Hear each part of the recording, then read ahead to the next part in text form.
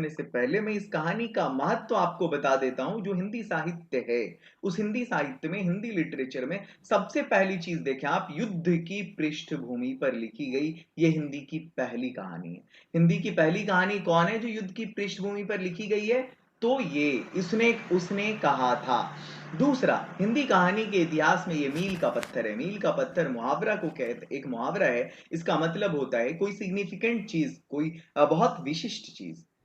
पूर्व दीप्ति, जिसको हम फ्लैशबैक कहते हैं इंग्लिश में, उसकी तकनीक का ऐसा प्रयोग हिंदी में पहली बार आया था। फ्लैशबैक इसको कहते हैं, आप कोई फिल्म देख रहे होंगे, वहां पर बंदा अभी 50 साल का है और फौरन ही उसके वो कोई एक्सीडेंट होता है, इंसिडेंट होता है, वो पीछे के लम्हे को याद करने लगता है, अपने गुजरे हुए दिनों को, उसकी स्मृति में ये बातें आती हैं, वो उन लम्हों को याद करता है, उन मोमेंट्स को जो उसने गांव में अपने दोस्तों के साथ गुजारे थे, उन दृश्यों को याद करता है कोई जो उसने अपने पहाड़ी क्षेत्रों में, वो पहाड़ की वादियां और उन जानवरों के साथ जो उसने बिताए थे। ये कहलाता है फ्लैशबैक की तकनीक। फ्लैशबैक यानी कॉलेज के दिनों में सपोज आज 50 साल की उम्र में प्रेमी और प्रेमिका की मुलाकात हो रही है, तो 20 साल की उम्र के कॉलेज के दिन याद आने लगे, ये फ्लैशबैक होता है। इसे आप, और आगे बढ़ते हैं हम, इसे पहली आधुनिक हिंदी कहानी माना गया है। जी हाँ, जो 1915 में लिखा गया था। और इस कहानी ये हिंदी की पहली कहानी है जिस पर अश्लीलता का आरोप मढ़ा गया था। आपको पता है, आपने पूरी यूट्यूब पे कहीं नहीं देखा होगा कि इस कहानी पर अश्लीलता का आरोप लगाया गया था। अश्लीलता यानी वल्गर होने का, गंदा होने का। और कहां पर है ये गंदगी इस कहानी में, आपको नहीं मालूम पड़ा होगा, आपने बार बार पढ़ा होगा। मैं आपको बताता हूँ कहां पर है ये। सबसे पहले इस कहानी की पृष्ठभूमि को देखते हैं, बैकग्राउंड को। आपको मालूम है कि इसका जो बैकग्राउंड है उसका रिलेशन फर्स्ट वर्ल्ड वॉर से है। फर्स्ट वर्ल्ड वॉर में यानी प्रथम विश्व युद्ध में, जो 1914 से लेकर 1918 तक हुआ था, तो अंग्रेजों और जर्मनी, अंग्रेज जर्मनी मेन समझ लो आप, इंग्लैंड और जर्मनी के बीच लड़ाई हुई थी। इंग्लैंड की तरफ से बहुत सारे देश थे और जर्मनी की तरफ से बहुत सारे देश थे। इंग्लैंड अमेरिका ये सब एक तरफ था, जर्मनी तुर्की ये सब एक तरफ था। तो वहां हुआ ये था कि प्रथम विश्व युद्ध में ही नहीं, द्वितीय विश्व युद्ध में भी इस तरह का लालच भारतीयों को दिया जाता रहा है कि अगर मेरी तरफ से लड़ोगे, अंग्रेज लालच देते थे, तो मतलब वो क्या बोलते हैं, फर्स्ट वर्ल्ड वॉर में या सेकेंड वर्ल्ड वॉर में हम तुम लोगों को आजाद कर देंगे। वैसे ये धोखा उन्होंने हिंदुस्तानी फौजियों को दिया था और हिंदुस्तानी फौजी इस धोखे में प्रथम विश्व युद्ध में आ गए थे। तो ये जो सीन है ना लड़ाई का, जो आप सीन देख रहे हैं, वो भारत में कहीं नहीं हो रहा है, बल्कि वो लड़ाई फ्रांस में हो रही है। और उस फ्रांस में जो है सिख रेजिमेंट है, रेजिमेंट कहते हैं एक दस्ता होता है, टुकड़ा होता है, मतलब है ना, जिसमें सिर्फ सिख ही सिख होते हैं, है ना। Rajput regiment, Gorkha regiment, Sikh regiment, ये सब है, अलग अलग रेजिमेंट होते हैं फौज में। तो सिख में ये सारे सिख की एक टुकड़ी थी, है ना। और उसका एक हेड था, और वो हेड कौन होता था? अंग्रेज होता था, जिसको लेफ्टन बोलते थे। तो फ्रांस की सरजमीन है जहां पे लड़ाई हो रही है, किसके खिलाफ? जर्मनी के खिलाफ। क्योंकि फ्रांस इंग्लैंड दोनों दोस्त थे, तो फ्रांस में जो है वो फौजी थे इंग्लैंड के। और इंग्लैंड के कौन थे फौजी थे? ये जिसकी कहानी की हम बात करें वो हिंदुस्तानी फौजी थे, अंग्रेजों के गुलाम थे हम लोग उस समय। तो उन्हीं फौजी, उन्हीं टुकड़ी को अटैक करना था। किस पे अटैक करना था? जर्मनी की फौज पर अटैक करना था। एक एक चीज क्लियरली समझो आप। तो जर्मनी की फौज पर जो अटैक करना था इसमें, इसके लिए ये लोग अपने लेफ्टन का वेट कर रहे थे। लेफ्टन यानी वो अंग्रेज अफसर का वेट कर रहे थे। ठीक है, ये पृष्ठभूमि है। और उसी पे उसी उसी उसी इंसिडेंट को आगे बढ़ाते हुए, मतलब जो है सो इस कहानी को लेखक यहाँ पर लिखता है। गुलेरी जी की इस कहानी में पृष्ठभूमि प्रथम विश्व युद्ध की है। प्रथम विश्व युद्ध का दौर चल रहा था और उस युद्ध में हिंदुस्तानी फौजें अंग्रेजों के लिए जर्मनी के खिलाफ लड़ रही थी। इसमें एक ओर जर्मनी, ऑस्ट्रिया, हंगरी, बुल्गारिया और तुर्की थे, तो दूसरी ओर ब्रिटेन, फ्रांस, रूस, जापान और इटली। खैर, उन्हीं हिंदुस्तानी फौजियों में से सिख रेजिमेंट की एक टुकड़ी फ्रांसीसी जमीन पर जर्मन फौज की एक टुकड़ी पर हमले का इंतजार कर रही। अब कुछ खास हो जाए, यह कहानी आचार्य महावीर प्रसाद द्विवेदी द्वारा संपादित सरस्वती पत्रिका में, किस पत्रिका में? सरस्वती पत्रिका में, जून 1915 में प्रकाशित हुई थी। इस कहानी में फ्लैशबैक की पद्धति का प्रयोग हुआ है। यह चंदर शर्मा गुलेरी की उत्कृष्ट कृति है। उत्कृष्ट कृति कहते हैं माय डियर मैग्नम ओपस को। This is called magnum opus. Magnum opus कहते हैं किसी भी राइटर की जो सबसे अच्छी कहानी है, वो सबसे, उसको उत्कृष्ट कृति कहते हैं। किसी पेंटर की जो सबसे अच्छी पेंटिंग है, उत्कृष्ट कृति कहते हैं इसको हम। किसी टीचर का जो सबसे अच्छा लेक्चर है उसको हम उत्कृष्ट कृति कहते हैं, दैट्स कॉल्ड मैग्नम ओपस। और उर्दू में उसको हम शाहकार कहते हैं।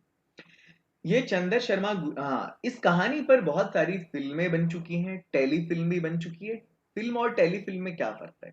फिल्म कहते हैं वो आपको पता है, और टेलीफिल्म कहते हैं जो टेलीविजन पर टेलीकास्ट करने के लिए स्पेशली जिन फिल्म को बनाया जाता है, जो मोशन पिक्चर्स होते हैं, जो फीचर्ड फिल्म्स होती हैं, जो स्पेशली एक ड्रामा 1-1.5 घंटे का उस तरह का बना करके जो प्रदर्शित किया जाता है वो टेलीव्यूअर्स के लिए, उसको हम टेलीफिल्म कहते हैं।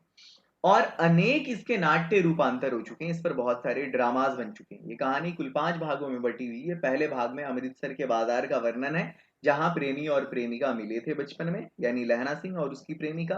दूसरे, तीसरे एवं चौथे में युद्ध के मैदान का वर्णन है, और पांचवे में अतीत की यादें हैं, फ्लैशबैक की पद्धति है, और लहना सिंह की मृत्यु है। आगे बढ़ते हैं। इस कहानी के हम सभी पात्र की बात करेंगे। सबसे पहला जो पात्र है वो है लहना सिंह। ये कहानी का मुख्य पात्र है, जो पेशे से जमादार है अभी, और सूबेदारनी के बचपन का प्रेमी है। ये हजारा सिंह कौन है? तो हजारा सिंह फ्रांस में युद्ध के मोर्चे पर भारतीय फौजियों का सूबेदार है, बोधा सिंह का पिता है, और सूबेदारनी का पति है। इसलिए बार बार जब भी आया सूबेदार हजारा सिंह आया। सूबेदारनी कौन है? तो लहना सिंह के बचपन की प्रेमी है और सूबेदार की वाइफ है। बोधा सिंह कौन है? तो हजारा सिंह और सूबेदारनी का बेटा है। ठीक है। वजीरा सिंह कौन है? तो अंग्रेज लेफ्टिनेंट का विदूषक है। बस यही सब जो है ना मेन कैरेक्टर्स हैं इस कहानी के। और ये जो आगे आप देख रहे हैं, इनको किनको भाई? कीरत सिंह हैं, या फिर इनके अलावा यहाँ पर जो आपको दिख रहे हैं अतर सिंह है, लप्टन है। तो ये सब जो है ना कहानी में कहीं आते ही नहीं है। ये या फिर ये कहानी में कहीं दिखते नहीं, बस इनके बारे में वर्णन होता है ओनली, दिखते नहीं कहानी में। फिल्म देखोगे तो वहां दिख जाएंगे, लेकिन यहाँ कहानी में नहीं दिखते। चलो, कीरत सिंह कौन है? लहना सिंह का चचेरा भाई है। अच्छा, विदूषक कहते हैं हम दिल लगी बाज को, कॉमेडियन को। एक्चुअली लेफ्टन लोग जो होते थे अंग्रेज अफसर, अपने दिल लगी के लिए किसी इंडियन इस नेचर के बंदे को रखा करते थे जो हंसी मजाक करके उनका थोड़ा दिल बहलाए, और जो लड़ने में भी थोड़ा एक्सपर्ट हो। अतर सिंह सूबेदारनी का मामा है। ये बचपन की बात है। बचपन में जब ये आई थी तो वहां पे एक बार वर्णन है अतर सिंह का। और लप्टन जो है ना फौज की किसी टुकड़ी का अंग्रेज अफसर है, उसको कहते हैं। ये आप कहानी के सारे पात्र को, सारे कैरेक्टर को आपने जान लिया। अब इसके विषय वस्तु की बात करते हैं। विषय वस्तु कहते हैं थीम को, यानी किस चीज की बात की गई। तो उसने कहा था चंदर शर्मा गुलेरी जी की कहानी पर आधारित है। ठीक है, बल्कि ये इनकी कहानी है। इस कहानी में प्रथम विश्व युद्ध में अंग्रेज शासकों के लिए भारतीय जवानों द्वारा लड़े गए युद्ध के परिप्रेक्ष्य में है ये कहानी, जहां जमादार लहना सिंह अपनी चौकी की रक्षा करते हुए, जिस चौकी का जमादार होता है लहना सिंह, उस चौकी की रक्षा करता है और अपने प्राण को त्याग देता है। अब वो जो है उनकी जर्मन सिपाहियों की गोली का निशाना बन जाता है। इस कहानी में स्पेशली लहना सिंह के प्रेम, समर्पण, देशभक्ति और उसके द्वारा दिए गए वचनों को निभाने की गाथा है, उसको निभाने की स्टोरी है। ये थीम है इस कहानी का। प्रेम भी है, समर्पण भी है, देशभक्ति भी है, वचन को निभाने का वादा भी है ना? आगे चलते हैं। शुद्ध प्रेम है बचपन का। इस कहानी का उद्देश्य देखें। एक्चुअली उद्देश्य ये है कि किसी एक ऐसे आदमी को सम्मान देना जो निस्वार्थ भावना से, है ना, त्याग देता है, अपने जीवन की, अपने प्राण की आहुति तक दे देता है, और किसी के से किए गए वचनों को निभाता है। ऐसे लोगों को श्रद्धांजलि देना इस कहानी का मकसद है, उद्देश्य है। अब देखें आप, निस्वार्थ, त्यागी, वीर, बलिदान व्यक्तियों को श्रद्धांजलि देना है। अपने लिए तो सभी जीते हैं, लेकिन जो दूसरों के लिए मरते हैं, ऐसे व्यक्ति विरले, यानी बड़े ही मुश्किल से मिलते हैं, लेकिन होते जरूर हैं। मांझे का लहना सिंह, ये मांझे वर्ड का क्या मतलब है हम आगे समझेंगे। लहना सिंह अपने आप को मांझे का बोलता है। अब मांझे क्या है हम आगे जान लेंगे। दूसरे शब्दों में कहा जाए तो इस कहानी का उद्देश्य जीवन में मानवीय मूल्यों की स्थापना के साथ साथ प्रेम और कर्तव्य के लिए आत्मोत्सर्ग करने वाले वीर व्यक्ति के चरित्र का गुणगान करना है। इस चैप्टर को शुरू करने से पहले मेरा आप लोगों को एक मशवरा है। मशवरा ये है कि आप YouTube पर जाएंगे और सर्च करेंगे उसने कहा था, लेकिन ध्यान रखेंगे आपके सामने बहुत सारी फिल्म, टेलीफिल्म और ड्रामास खुलेंगे। ये दो मेनली खुलेंगे, जिसमें ये उसने कहा था ये दिखेगा और ये वाला दिखेगा। आपको ये वाला नहीं देखना है। एक्चुअली इसको 1960 में विमल लॉय ने बनाया था, जो संजय दत्त का बाप सुनील दत्त, जिसने सुनील दत्त जी ने इसमें मेन रोल प्ले किया था, ये आपको नहीं देखना है। लंबी कहानी, लंबा टाइम लेगा ये। और इसमें थोड़ा सा, इसमें कुछ ज्यादा ही मिक्स है, मतलब वो एक्स्ट्रा चीजें जो मिला दी गई हैं कहानी के अलावा भी, कहानी को इंटरेस्टिंग बनाने के लिए। उसने कहा था इसमें भी थोड़ा सा उसमें जो है मिलाया गया है, मिशन है, लेकिन 90% बिल्कुल वही कहानी है और बहुत छोटी है, टेली फिल्म है ये, 1 घंटे की है समथिंग। और जिस चैनल पे मिलेगा वो डीडी सिनेमा होगा, और टाइटल होगा कहानी फिल्म का, उसने कहा था टेलीफिल्म। चैप्टर को शुरू करने से पहले मेरा ये मशवरा है कि आपको ये फिल्म देखनी है, लेकिन मेरे इस लेक्चर को पूरा देखने के बाद आप अगर पहले देखेंगे ना, तो आपके अंदर फिल्म की ही सारी बात रहेगी। चैप्टर की जो बातें असल कंटेंट है उससे आप थोड़े दूर हो जाएंगे। कहान जो जो फिल्में बनाई जाती है ना किसी भी कहानी पे पर, तो प्योरली वही नहीं होता, बल्कि डायलॉग्स इंटरेस्टिंग बनाने के लिए कुछ इंसिडेंट्स को उसमें जोड़े जाते हैं। तो आपको उसने कहा था टेलीफिल्म, अगर आप इस चैप्टर को पूरा पढ़ लेने के बाद देखते हैं तो आप समझ जाएं कि आप आपके सामने सारी चीजें बिल्कुल आ जाएंगी, और वो चीजें जो नहीं समझ में आएंगी वो भी आ जाएंगी, बड़ा मजा आएगा। अब देखें, आप मेरी मेहनत देखें, मैं क्यों कहता हूं कि मैं रिसर्च करके आता हूं, जिसको लोग स्किप कर जाते हैं। मेरे पंजाब के बहुत सारे स्टूडेंट्स हैं जो इंग्लिश स्पीकिंग की क्लासेस हमारा अटेंड करते हैं मोटिवेलिश चैनल पे। आप लोग भी 12th के बाद मोटिवेलिश पर इंग्लिश स्पीकिंग की क्लास जरूर करना। पूरे हिंदुस्तान से स्टूडेंट्स इस पे जुड़ रहे हैं। तो पंजाब के हमारे जो कुछ स्टूडेंट्स हैं उनमें से एक की जिनकी पंजाबी अच्छी थी, मैंने कॉल किया, और देखो एक्सेंट अभी वैसे ही पंजाबी एक्सेंट निकलेगा, और उनसे पूछा मैंने कि भाई कुछ वर्ड्स हैं हमारे, हम इन कहानी पढ़ रहे हैं या पंजाबी वर्ड्स हैं, कुछ वो समझने हैं मुझे। मैंने कहा सर बोलो आप। तो फिर मैंने ये सारे वर्ड्स उन लोगों से पूछ करके आप लोगों को बताया। बहुत सारे वर्ड्स इसमें से इंटरनेट पर मिले ही नहीं, समझ में आए ही नहीं। देखो होता क्या है, एक्चुअली बम्बू कार्ड जो है ना, पंजाब में पुराने जमाने में चलने वाला लंबे मुंह वाला ऑटो होता था, और अभी आप इस वर्ड को जब गूगल करेंगे तो आपको दिखेगा कि बम्बू कार्ड एक्चुअली बुलेट को बोलते हैं। वो वाला पिक आपको मिलेगा भी नहीं। तो समझ गया बम्बू कार्ड क्या होता है। आगे लड्डी वाले यानी गाड़ी वाले, और खालसा जी किनको बोलते हैं, खालसा जी हम वैसे सिख को बोलते हैं जो 5 ककार रखते हैं, अमृत छके हुए होते हैं, ये लोग प्योर लोग होते हैं, यानी शुद्ध लोग होते हैं। और 5 ककार जिसको इंग्लिश में हम 5 केस भी कहते हैं, गुरु गोविंद सिंह के मानने वाले होते हैं, जो उन्होंने 1609 में जो है उसको स्टैब्लिश किया था। और ये 5 क अपने साथ रखते हैं, केश, कंघा, कच्छा, कड़ा और कृपान। केश यानी बाल, कंघा आप जानते हो, कच्छा कहते हैं वो कपड़े के ऊपर भी चड्डा पहन लेते हैं वो लोग, चड्डी होती है, चड्डा नॉट। कड़ा कहते हैं हाथ में जो कड़ा है, कंगन है। और कृपान कहते हैं कटार होता है। तो ये जो है ना पंजाबी वर्ड्स हैं इसमें जो यूज किए गए। सूथना कहते हैं ढीला ढाला पटियाला शलवार होता है। मांझे कहते हैं, देखो मांझा एक्चुअली ये रीजन है पटना का, जैसे बिहार में, ये सॉरी पंजाब का, और जैसे बिहार में होता है ना हम लोगों का तिरहुत रीजन अलग है, सीमांचल का एरिया अलग है, मगध का एरिया अलग है, मिथिलांचल जहां हम लोग रहते हैं इसका एरिया अलग है। In the same way Punjab में भी रीजन है अलग अलग बटा हुआ, और वो जो रीजन है वो है Majha region, Malwa region, Doaba region, 3 region होता है। कुड़माई का मतलब होता है सगाई या एंगेजमेंट, और सालू कहते हैं हम दुपट्टा को, है ना। दरबार साबदी हवेली, इसका मतलब ये हुआ वो जो गोल्डन टेम्पल है ना, स्वर्ण मंदिर अमृतसर का, उसको हम दरबार साहब की हवेली कहते हैं।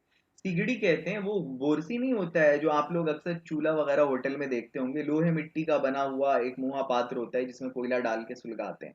लाड़ी कहते हैं दुल्हन को, सौरा कहते हैं ससुरा को, गाली के सेंस में बोलते हैं, गाली देते हैं। ये ससुर तो दिमागे खराब किए हुआ है हमारा, ये ससुरा है। बड़का पेड़ यानी बरगद का पेड़, मंजा कहते हैं चारपाई को, और संगीन कहते हैं वो बंदूक के ऊपर नहीं नुकीला फल होता है, वो पहले जमाने में होता था, इससे शत्रु को छुपा कर मारते हैं।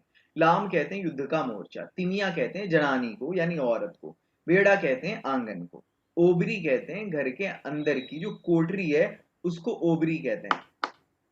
हाड़ कहते हैं गर्मी के मौसम को, और गर्मी का मौसम यानी जो आषाढ़ का मौसम है उसको कहते हैं। आगे बढ़ते हैं हम, लेट्स गो अहेड। अब हम इस कहानी को शुरू करते हैं। उसने कहा था, पहला सीन यहां पर स्टार्ट होता है। बड़े बड़े शहरों के इक्के गाड़ी वालों की जबान के कोड़ों से जिनकी पीठ छिल गई है और कान पक गए हैं, उनसे हमारी प्रार्थना है कि अमृतसर के बम्बू कार्ड वालों की बोली का मरहम लगावें। जब बड़े बड़े शहरों की चौड़ी सड़कों पर घोड़े की पीठ को चाबुक से धुनते हुए इक्के वाले कभी घोड़े की नानी से अपना निकट संबंध स्थिर करते हैं, कभी राह चलते पैदलों की आंखों के न होने पर तरस खाते हैं, कभी उनके पैरों की उंगलियों को के पोरों को चींथ कर अपने ही को सताया हुआ बताते हैं, और संसार भर की ग्लानि निराशा और क्षोभ के अवतार बने नाग की सीध चले जाते हैं, तब अमृतसर में उनकी बिरादरी वाले तंग चक्करदार गलियों में हर एक लड्डी वाले के लिए ठहर कर सब्र का समुद्र उमड़ाकर बचो खालसा जी हटो भाई जी ठहरना भाई आने दो लाल जी हटो बाछा करते हुए सफेद फेंटो खच्चरों और बतकों गन्ने और खोमचे और भारे वालों के जंगल में से राह खेते हैं। क्या मजाल कि जी और साहब सुने बिना किसी को हटना पड़े। अब देखो यहाँ पर एक ही लाइन में बंदे ने पूरी बात कह दी। यहाँ पे अब मैं आपको बता दूं, यहाँ पर कंपेयर हो रहा है कि शहर में जो गाड़ी वाले होते हैं ना, इक्के वाले, वो लोग बड़ा कर्कश बोलते हैं, कड़ा बोलते हैं। वो क्या, वो मतलब जबान का जो कोड़ा है ना उनका, लोगों की पीठ छिला देता है, कान पक जाते हैं। तो राइटर कहता है कि अगर इन लोगों से तंग आ गए हो, है ना, क्योंकि वो लोग क्या करते हैं कि वो लोग बहुत जबरदस्त धुनते हैं अपने चाबुक से घोड़े को, और उसकी नानी से निकट संबंध स्थापित करना यानी गाली देना, बोलते हैं तेरी नानी को, ये इस वाले सेंस में। और कभी राह चलते जो पैदलों हैं, पैदलों का मतलब होता है पैदल चलने वाले, उनके आंखों के न होने पर तरस खाते हैं, और कभी उनके पैरों की उंगलियों को ही मतलब वो उस पर मसल कर जो है आगे बढ़ जाते हैं। तो अगर इस तरह से आप लोग, और साथ में जो है संसार भर की ग्लानि, गुस्सा, निराशा, इसके अवतार बने हुए होते हैं। अवतार कहते हैं किसी दैवी शक्ति का पार्थिव शरीर, पार्थिव रूप में जन्म लेना। तो अगर मतलब इस सब से आप तंग आ गए हैं तो एक बार जरा अमृतसर आइए और मजा लीजिए यहाँ के जो मतलब बम्बू कार्ड वाले हैं, क्योंकि यहाँ जो है ये लोग इतना मीठा बोलते हैं कि आप उसको भूल जाएंगे शहर में इक्के वालों का, टांगे वालों का जो बर्ताव है। क्योंकि ये लोग क्या करते हैं, ये लोग कैसे बोलते हैं देखो, बचो खालसा जी हटो भाई जी ठहरना भाई आने दो लाल जी हटो बाछा। बाछा लड़के को भी प्यार से बोलते हैं। करते हुए ये लोग वहां इतनी भीड़ में फेंटों खच्चरों बतकों गन्ने और खोमचे और भारे वालों के जंगल में से, उनकी भीड़ में से निकलते हैं, और इसके बावजूद भी किसी को जी और साहब कहे बिना तो हटते नहीं। ये खोमचे वाला देखो, इसी को खोमचा कहते हैं। ये जो है ना, ये जिसपे ये बेच रहा है इसको खोमचा कहते हैं। इस पे बेचने वाला ये बंदा खोमचे वाला कहलाता है। मतलब और उसके बाद और ये लड्डी वाले ना मतलब गाड़ी वाले खालसा जी कहते हैं। देखो खालसा जी किसको कहते हैं, ये सिखों का एक संप्रदाय होता है। अब ये लोग इतना मीठा बोलते हैं तो इसका ये मतलब नहीं कि उनकी जबान नहीं चलती, भाई चलती है, लेकिन बहुत महीन वार करते हैं, मीठी छुरी होती है इनकी। अगर कोई बुढ़िया है और बार बार चेतावनी देने पर भी नहीं हट रही है कि हमारा जो है बम्बू काट आ रहा है हट जा, तो उसको ये लोग क्या कहते हैं, जो नमूना है पंजाबी में, हट जा जीने जोगिए हट जा कर्मा वालिए हट जा पुत्ता प्यारिए बच जा लंबी वालिए। समष्टि में यानी कुल मिलाकर अगर इसका अर्थ आप समझना चाहें इस पूरे पंजाबी सेंटेंस का, तो इसका मतलब है तू तू क्या है, तू है जीने जोगी यानी जीने वाली, कर्मा वाली यानी किस्मत वाली है, पुत्ता प्यारी यानी पुत्रों को प्यारी, लंबी वाली है लंबा जीने वाली है, तू क्यों मेरे सामने पहियों के नीचे आना चाहती है, बच जा तू। अब देखो इसी के बीच में एक सीन क्रिएट होता है जहां एक लड़का एक लड़की से मिलता है। लड़के की उम्र 12 साल है, लड़की की उम्र 8 साल है, दोनों अपने मामा के आए हुए हैं, अमृतसर का बाजार है। अब देखो कहानी, ऐसे बम्बू काट वालों के बीच में से होकर एक लड़का और एक लड़की एक चौक की किसी दुकान पर आ मिले। एक दुकान पर लड़के के बालों से मालूम पड़ रहा था और लड़की के ढीले सुतलों से, पंजाब की लड़कियां जनरली ऐसा कपड़ा पहनती हैं, ढीला पजामा होता है उनका, इसको पटियाला बोलते हैं शायद।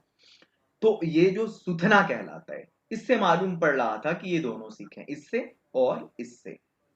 वो अपने मामा के केश धोने के लिए, लड़का दही लेने आया था और ये लड़की जो है रसोई के लिए बड़ियां लेने आई थी। बड़ी क्या होता है, मीनिंग यहाँ पे लिखा हुआ है। और दुकानदार एक परदेशी से गुथ रहा था यानी उलझ रहा था, जो शेर भर गीले पापड़ों की गड्डी को गिने बिना हट ही नहीं रहा था। मतलब वो जो लेने आया था पापड़, वो बंदा हट ही नहीं रहा था, और इसी सब के बीच इन दोनों का टकराव होता है। लड़का लड़की से पूछता है तेरे घर कहाँ है, लड़की कहती है मगरे में, ये कोई रीजन है, एरिया है। और तेरे, लड़की पूछती है, तो लड़का कहता है मांझे में। मांझे पंजाब का एक क्षेत्र है, अमृतसर गुरदासपुर पठानकोट ये सब जो एरिया है ना ये मांझे में आता है। तो वो कहती है मांझे में, यहाँ कहाँ रहती है, लड़का लड़की से पूछता है, लड़की कहती है अतर सिंह की बैठक में, वो मेरे मामा होते हैं अतर सिंह। तो ये लड़का कहता है मैं भी मामा के यहाँ हूँ, उनका घर गुरु बाजार में है। लड़का गुरु बाजार में मामा के यहाँ आता है। इतने में दुकानदार उस पापड़ जिसको लेना था उस बंदे से निपटा और इनका सौदा देने लगा। सौदा लेकर दोनों साथ चल पड़े। तब दूर जाकर लड़के ने मुस्कुराकर पूछा तेरी कुड़माई हो गई। मतलब लड़के का ध्यान अभी भी उसी उम्र में उस लड़की पे आ गया। कुड़माई यानी तुम्हारी एंगेजमेंट हो गई, मंगनी हो गई, लड़की इस पर कुछ आंखें चढ़ाकर धत्ते कहकर शर्माकर दौड़ के भाग जाती, लड़का मुंह ही देखता रह जाता है। हर दूसरे तीसरे दिन सब्जी वाले के यहाँ, दूध वाले के यहाँ अचानक दोनों मिल जाते हैं। महीना भर यही हाल रहता है। 2-3 बार लड़के ने फिर पूछा, तेरी कुड़माई हो गई? और उत्तर में वही धत्ते मिला। एक दिन लड़का जब लड़की को मिला तो चिढ़ाने के लिए हंसी में उसने पूछ लिया, तेरी कुड़माई हो गई? तो लड़के की संभावना के खिलाफ लड़की बोली, हाँ हो गई। अब लड़का शौक, कब? तो ये कहती, कल। देखते नहीं ये रेशम से कड़ा हुआ सालू? ये देखो लड़की दिखा रही है कड़ा हुआ सालू। ये 12 साल का, ये 8 साल की, अपना सालू अपना दुपट्टा दिखा रही, रेशम से कड़ा हुआ। पंजाबी में वो ट्रेडिशन है इनके यहाँ, परंपरा, वो उड़ा दिया जाता। चलो, लड़के ने घर की राह ली। रास्ते में अब देखो उसी टाइम में इस लड़के के मन में प्यार पनप गया। कमाल है गुलेरी जी का, 12 साल के लड़के को इतना प्यार करवा दिया, वो भी उस जमाने में, आज से 100 साल पहले। रास्ते में एक लड़के को मोरी में, गंदे नाले में ढकेल दिया। एक छाबड़ी वाले, यही छाबड़ी वाले की दिन भर की कमाई खो दी, पैसा खो दिया उसका। एक कुत्ते को पत्थर मारा, गोभी वाले के ठेले में दूध उड़ल दिया, और सामने से आकर कोई वैष्णवी यानी विष्णु की जो पुजारी उपासक थी उससे टकरा गया तो उसने इसको अंधा कहा। तब जाकर घर पहुंचा। ये पहला सीन हो गया। अब इसके बाद सीधा दूसरा सीन आता है 25 साल के बाद। ये जो है क्या बोलते हैं, लहना सिंह अब फौज में है, जमादार हो गया है, और फ्रांस में जो है मोर्चे पर है वो। वहां पर वो इसका क्या बोलते हैं, सिख रेजिमेंट का जमादार है, और जर्मनी के खिलाफ लड़ रहा है, अंग्रेज अफसर के ऑर्डर का वेट कर रहा है। अब देखो यहां पर भी दिक्कत होती है बच्चों को कि किसको कौन सा स्टेटमेंट किसका है, इसलिए मैंने वहां पर क्लियर कर दिया, ये लहना सिंह का स्टेटमेंट है। राम राम, ये भी कोई लड़ाई है? दिन रात खंदकों में बैठे हड्डियां आकड़ गई। खंदक कहते हैं, ये खंदक है, ये खोदा जाता है। वो फौजी लोग इसमें छुपने के लिए मतलब गड्ढा करते हैं और उसी के अंदर रहते हैं। लुधियाना से 10 गुना जाड़ा, और मेंग यानी पानी और बर्फ ऊपर से पिंडली तक। पिंडली जो होता है ना, वो नीचे कीच में फंसे हुए, पैर का जो वो नीचे का हिस्सा होता है, घुटने से नीचे का हिस्सा, वो घुटनियों तक कीच में फंसे हुए यानी कीचड़ में फंसे हुए। गनीम कहीं दिखता ही नहीं, यानी दुश्मन दिख ही नहीं रहा है कहीं। घंटे 2 घंटे में कान के पर्दे फाड़ने वाले धमाके हो रहे हैं। फर्स्ट वर्ल्ड वार है तो जाहिर सी बात है सारी खंदक हिल जाती है, और 100-100 गज धरती उछल पड़ती है। इस गैबी गोले से, यानी गैबी कहते हैं वो आसमानी, वो जो दिखता नहीं है, गायब है, उससे कोई बचे तो लड़े ना, मतलब गैबी गोले से कोई बचे, कोई बचे तो लड़े, बचे नहीं, बचे तो कोई लड़े। ठीक है। नगरकोट में अक्सर जलजला आता है। नगरकोट ये हिमाचल प्रदेश में पड़ता है। यहाँ दिन में 25 दलदले होते हैं भाई, इतना इतना गोला पड़ता है यहाँ। जो कहीं खंदक से बाहर किसी का साफा दिख गया, यानी ये पगड़ी दिख गई या कोहनी निकल गई, तो चटाक से गोली लगती है। पता नहीं चलता, मालूम ही नहीं पड़ता कि ये जो बेईमान है जर्मन फौजी, ये मिट्टी में लेटे हुए हैं या घास की पत्तियों में छिपे रहते हैं। अब देखो इसको वजीरा सिंह दिलासा देता है। वजीरा सिंह कहता है, लहना सिंह और 3 दिन है बस, 4 तो खंदक में बिता ही दिए।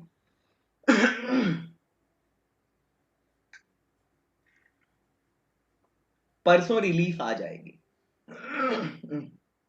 रिलीफ कहते हैं वो फौजी मदद होता है ना, उसको रिलीफ बोलते हैं, कुछ और टुकड़ी लड़ने के लिए आना। लहना सिंह बस 3 दिन और है, 4 तो खंदक में बिता ही दिए। परसों रिलीफ आ जाएगी और उसके बाद फिर मिलेगी 7 दिन की छुट्टी। अपने हाथों से झटका करेंगे, यानी जानवर मारेंगे। झटका कहते हैं क्या है, सब डेफिनेशन लिखा रहता है।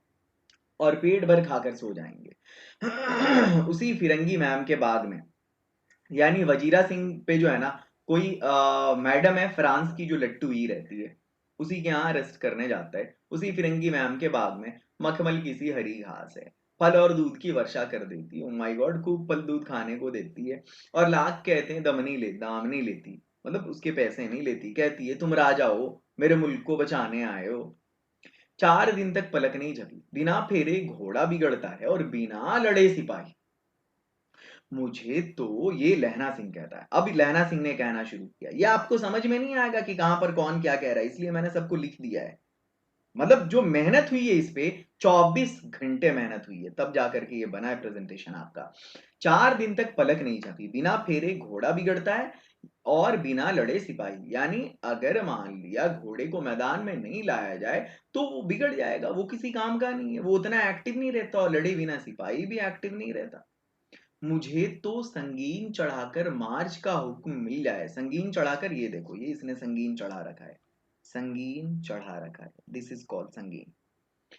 संगीन चढ़ाकर अगर मार्च का हुक्म मिल जाए तो फिर 7 जर्मनों को अकेला मारकर ना लौटूं तो मुझे दरबार साहब की दहली पर मत्था टेकना नसीब ना हो। दरबार साहब की दहली यानी गोल्डन टेम्पल अमृतसर में। पाजी कहीं के, यानी दुष्ट कहीं के, जालिम कहीं के कलों के घोड़े तो संगीन देखते ही मुंह फाड़ लेते हैं और पैर पकड़ने लगते हैं। यो अंधेरे में 30-30 मन का गोला फेंकते हैं। उस दिन धावा किया था, 4 मील तक एक जर्मन नहीं छोड़ा था। पीछे से जनरल साहब ने हटाने का कमान दिया, नहीं तो अब लहना सिंह फेंकना शुरू करता है, बोलना शुरू करता है कि भाई 4 दिन से यहीं पड़ा हुआ हूं, अगर लड़ेंगे नहीं तो मतलब सिपाही हैं हम लोग, बेकार हो जाएंगे, है ना। अगर घोड़े को मतलब जो है सो फेरा नहीं जाए तो वो घोड़ा बिगड़ता है। उसी तरह से अगर सिपाही नहीं लड़े तो सिपाही भी बिगड़ता है। मुझे अगर हुक्म नहीं मिले, अगर हुक्म मिल जाए अभी कि मैं वो चढ़ा लूं, क्या बोलते हैं ये आप देख रहे हैं, संगीन, संगीन चढ़ा लूं, ये इसी तरह से सेम पोज है। और अगर मार्च का हुक्म मिल जाए, मार्च करना यानी आगे बढ़ना पूरी टुकड़ी के साथ, ये संगीन है, ये मार्च है, तो भाई मैं 7-7 जर्मनों को अकेले मार दूंगा। और अगर ऐसा नहीं हुआ तो वो उस दिन भी जो लड़ाई हुई थी तो मैंने जो है 4 मील तक एक भी जर्मन को नहीं छोड़ा था। और वो तो जनरल साहब जो थे हमारे, उन्होंने पीछे हटाने का कमान, कमान यानी हुक्म दे दिया। नहीं तो अब जैसे ही नहीं तो बोलेगा तो इसी बीच फौरन पहुंच जाएगा कौन, सूबेदार हजारा सिंह। और सूबेदार हजारा सिंह कह रहा है, नहीं तो कहा सीधे बर्लिन पहुंच जाते, बर्लिन जर्मनी की राजधानी है। क्यों? सूबेदार हजारा सिंह ने मुस्कुराकर कहा, लड़ाई के मामले जमादार या नायक के चलाए नहीं चलते, बड़े अफसर दूर की सोचते हैं। यह हजारा सिंह कह रहा है, सूबेदार जो है, 300 मील का सामना है, एक तरफ बढ़ गए तो क्या होगा। सूबेदार जी सच है, लहना सिंह बोला, पर करें क्या, हड्डियों में तो जाड़ा धंस गया है, सूरज निकलता ही नहीं, और खाई में दोनों तरफ से चंबे की बावलियों के से सोते झड़ रहे, एक धावा हो जाए तो गर्मी आ जाए। बावली कहते हैं बड़ा और चौड़ा कुआं होता है जिसमें नीचे उतरने के लिए सीढ़ी भी होती, तो वही रिस रहा था। तो एक तो ठंडी ऊपर से और ऊपर से रिस रहा है पानी, और एक धावा हो जाए ना तो जो है वो गर्मी आ जाए कुछ बदन में। ए उद्यमी उठ, सिगड़ी में कोले डाल, यानी उद्यमी कहते हैं, उद्यमी ये मतलब ताना मार के कहा गया है कि अरे उद्यमी, उद्यमी का मतलब ये है कि बिजनेसमैन, बड़ा व्यापारी, उठ सिगड़ी में यानी इसमें कोयले को डाल, कोले यानी कोयले डाल। वजीरा तुम 4 जन बाल्टियां लेकर खाई का पानी बाहर फेंको। महासिंह शाम हो गई है, अब ये जो पानी बार बार इसके जो खंदक में गिर रहा था खाई में, उसी का पानी फेंकना था जो सोते से रिस रहा था। महासिंह शाम हो गई है, खाई के दरवाजे पर पहरा पहरा बदल दो। ये कहते हुए सूबेदार सारी खंदक में चक्कर लगाने लगे। वजीरा सिंह पलटन का विदूषक था। ठीक है, विदूषक क्या है मैंने कह दिया। बाल्टी में गंदला पानी लेकर खाई के बाहर फेंकता हुआ बोला, मैं पादा बन गया। अब ये तो हंसने वाली बात ही बोलेगा वजीरा सिंह, बाल्टी से बार बार पानी ले लेकर के खाई से बाहर फेंक रहा और कह रहा है मैं तो पादा बन गया, यानी पुजारी पुरोहित बन गया हूँ। करो जर्मनी के बादशाह का तर्पण, यानी तर्पण कहते हैं पानी चढ़ाना उस पे, देवता ऋषियों और पितरों को जो दाल जल जल दान करते थे, चढ़ाते थे, उसी को तर्पण कहते हैं। इस पर सब खिलखिलाकर हंस पड़े और उदासी के बादल फट गए। लहना सिंह ने दूसरी बाल्टी भर उसके हाथ में देकर कहा, अपनी बाड़ी के खरबूजों में पानी डाल दो, पानी दो, ऐसा खाद पानी पंजाब भर में नहीं मिलेगा। ये खरबूजा उन लोगों ने वहां पे कहीं पे लगा रखा था। अब देखो ये सीन कुछ ऐसा चल रहा है कि शायद पंजाब की झलक मिल रही है यहाँ पर, पंजाबी जहाँ रहते हैं अपना देश बसा देते हैं। तो मतलब कहने का ये है कि अपनी बाड़ी के खरबूजों में पानी डाल दो, ऐसा खाद पानी पंजाब भर में नहीं मिलेगा। तो ये तारीफ करने लगता है, मतलब वजीरा सिंह कहता है हाँ ये देश क्या है, अरे स्वर्ग है ये देश। मैं तो लड़ाई के बाद सरकार से कहूंगा 10 घूमा जमीन यहीं मांग लूंगा, और फलों के बूटे लगाऊंगा, बूटे कहते हैं छोटे पौधे को, फलों के बूटे यहाँ लगाऊंगा और 10 घूमा जमीन मांग लूंगा। घूमा कहते हैं पंजाब में जमीन की एक नाप होती है, 2 बीघों के बराबर एक घूमा, तो 10 घुमा यानी 20 बीघा। जैसे हमारे यहाँ कट्ठा धूर बीघा होता है ना, 1 बीघा बराबर 20 कट्ठा, तो वहां 2 घुमा बराबर जो है दो, एक सॉरी 1 घुमा बराबर जो है वो 2 बीघा होता है, यानी 40 कट्ठा होता है। तो कहता है यहाँ 10 घुमा जमीन मांग लूंगा और फलों के बूटे लगाऊंगा। तब लहना सिंह कहता है लाड़ी आरा को भी यहाँ बुला लोगे, यानी अपनी मैडम को भी यहाँ बुला लेना, या वही दूध पिलाने वाली फिरंगी मैम। तो वजीरा सिंह कहता है, ओए चुप कर, यहाँ वालों को तो शर्म ही नहीं। मतलब यहाँ फ्रांस की जो लड़कियां हैं उन लोगों को देश देश की चाल है। आज तक मैं उसे समझ ना सका कि समझा ना सका कि सिख तम्बाकू नहीं पीते, यानी सिख लोग तंबाकू नहीं पीते, जबकि रियलिटी ये है कि पंजाब में ही सबसे ज्यादा नशा होता है। आज तक मैं उसे समझा ना सका कि सिख तम्बाकू नहीं पीते। कौन? ये फ्रांसीसी मैडम जो है ना, खूब इसको सिगरेट ऑफर करती थी वजीरा सिंह को। वो सिगरेट देने में हट करती है, यानी जिद करती है, ओंठों से लगाना चाहती है, मतलब ये होंठ से लगाना चाहती है। और मैं पीछे हटता हूं तो समझती है राजा बुरा मान गया, अब मेरे मुल्क के लिए लड़ेगा ही नहीं। ठीक है। अब वजीरा सिंह फिर पूछता है, अच्छा अब बोधा सिंह कैसा है? तो अच्छा है। तो हाँ, वजीरा सिंह पूछता है, अच्छा बोधा सिंह कैसा है? तो ये कहता है अच्छा है। कौन? ये लहना सिंह कहता है। तो वजीरा सिंह इसको टॉन्ट मारता है कि जैसे मैं जानता ही ना हूँ, रात भर तुम अपने दोनों कंबल उसे उड़ा देते हो बोधा सिंह को, और खुद सिगड़ी के सहारे रात गुजारते हो, उसके पहरे पर खुद पहरा दे आते हो। हाँ, अपने सूखे लकड़ी के तख्तों पर उसको सुलाते हो बोधा सिंह को, और खुद कीचड़ में पड़े रहते हो। देखना कहीं तुम ठंडे ना पड़ जाना, यानी कहीं तुम मर ना जाना। अरे जाड़ा है, जाड़ा क्या है यार, मौत है ये। निमोनिया से जो लोग मरते हैं, फेफड़े की संक्रामक बीमारी होती है निमोनिया, उन लोगों को मुरब्बे नहीं मिलते। मुरब्बा किसको कहते हैं सबको मालूम होगा। लिखा हुआ है जो भी प्रॉब्लम है नीचे। तो ये क्या कहता है लहना सिंह, मेरा डर मत करो, मैं तो गुलेल की खड्ड के किनारे मरूंगा भाई। मेरी जब मौत आएगी ना तो मैं गड्ढे में मरूंगा, वहां जहां भाई होगा मेरा चचेरा, कीरत सिंह की गोदी पर मेरा सिर होगा, और मेरे हाथ के लगाए हुए जो आम के पेड़ है ना उसकी छाया होगी वहां पर। वजीरा सिंह ने त्योरी चढ़ाकर कहा, क्या मरने मरने की लगाई है, मरे जर्मनी और मरे तुर्क, तुर्की के रहने वाले बाशिंदे को तुर्क बोलते हैं। हाँ भाइयों कुछ गाओ। अब मैंने कहा था ना इस कहानी के स्टार्टिंग में कि कुछ अश्लील चीजें मिलेंगी यहाँ पर आपको। वो जो वल्गर चीजें हैं है ना, वो यही अश्लील चीज है। ये जो गाना है इसको हटा करके सिलेबस में शामिल किया जाता है, पता नहीं आपके सिलेबस में क्यों डाल दिया गया है। ये गाना है, दिल्ली शहर ते पिशौर नू जान दिए, कर लेना लौंगो दा व्यापार मंडिए, कर लेना नाड़े दा सौदा अडिए, ओए लाना चटाका कद्दूए नू, कद्दू बन्या है मजेदार गोरिए, हुन लागा चटाका कद्दूए नू। ये है।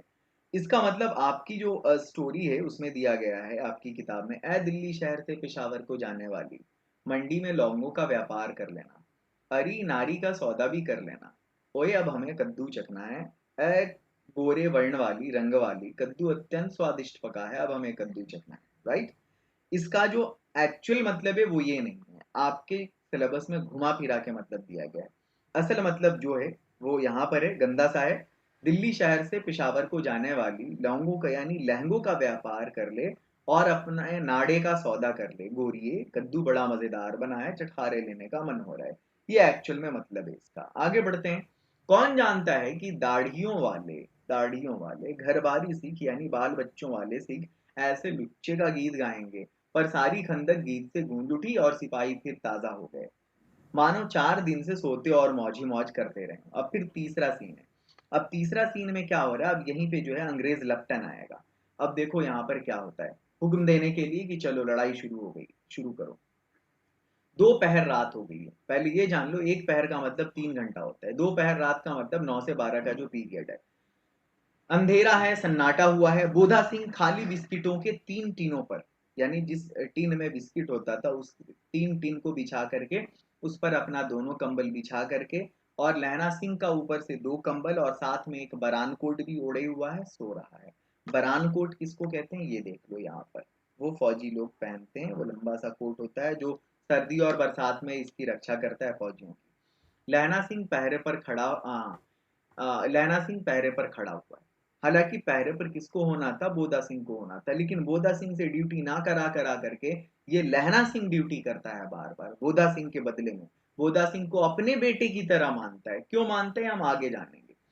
एक आंख खाई के मुंह पर रखे रहता है, कौन? लहना सिंह, और एक बोधा सिंह के दुबले शरीर पर। बोधा सिंह उसी बीच कराता है, क्यों बोधा भाई क्या है? तो बोधा कहता है पानी पिला दो। लहना सिंह ने कटोरा उसके मुंह से लगाकर पूछा, कहो कैसे हो?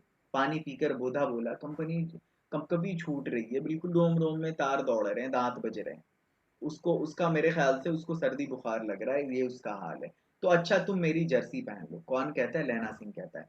तो ये कहता है बोधा सिंह, और तुम क्या पहनोगे? तो मेरे पास सिगड़ी है ना, वो जो गर्माहट के लिए जो वो कोयला डाल के जलाते हैं बोरसी को, और मुझे गर्मी लगती है, अरे पसीना आ रहा है हमको। हालांकि ये सब झूठ बोल रहा है, बच्चे की बस रक्षा के लिए। देखो क्या सीन लेके आया हूं मैं एक्चुअल में तुमको। ये देखो, ये है लहना सिंह और ये है बोधा सिंह, इसको सब चीज ओढ़ा के और इसकी ड्यूटी कर रहा है। तो बोधा कहता है ना मैं नहीं पहनता, 4 दिन से तुम मेरे लिए अब कुछ कहना चाहते कि मेरे लिए ये कुर्बानी दे रहे हो। तो फिर उसको फौरन लहना कहता है हाँ याद आई, वो मेरे पास ना दूसरी जर्सी है, आज सवेरे ही आई है विलायत से, यानी इंग्लैंड से।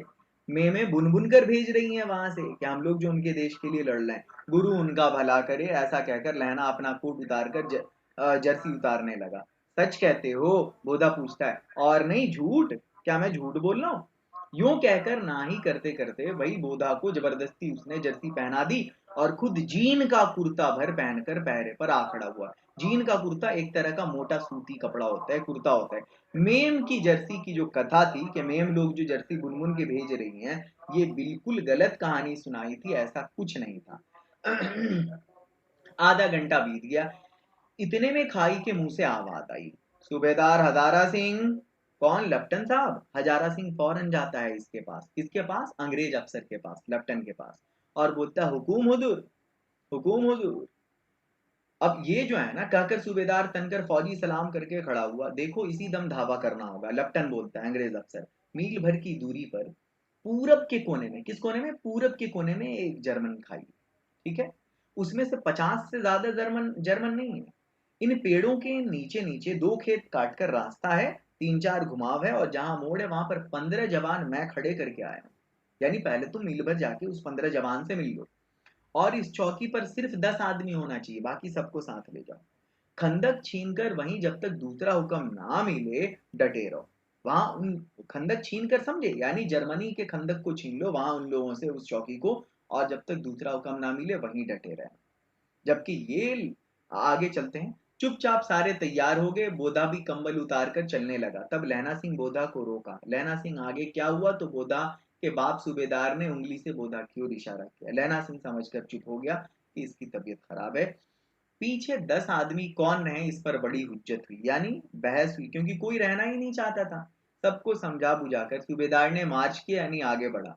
लेफ्टिनेंट साहब लहना की सिगड़ी के पास मुंह फेर कर खड़े हो गए और जेब से सिगरेट निकाल कर सुलगाने लगे। 10 मिनट बाद उन्होंने लहना की ओर हाथ बढ़ाकर कहा, लो तुम भी पियो। आंख मारते मारते लहना सिंह, अरे सिगरेट पीने को ऑफर कर रहा हूं, माय गॉड। फिर भी मुंह का भाव छिपाकर बोला, लाओ साहब। यानी इसको कुछ गड़बड़ लगने लगी लहना सिंह को। हाथ आगे करते ही उसने सिगड़ी के उजाले में साहब का मुंह देखा, बाल देखे।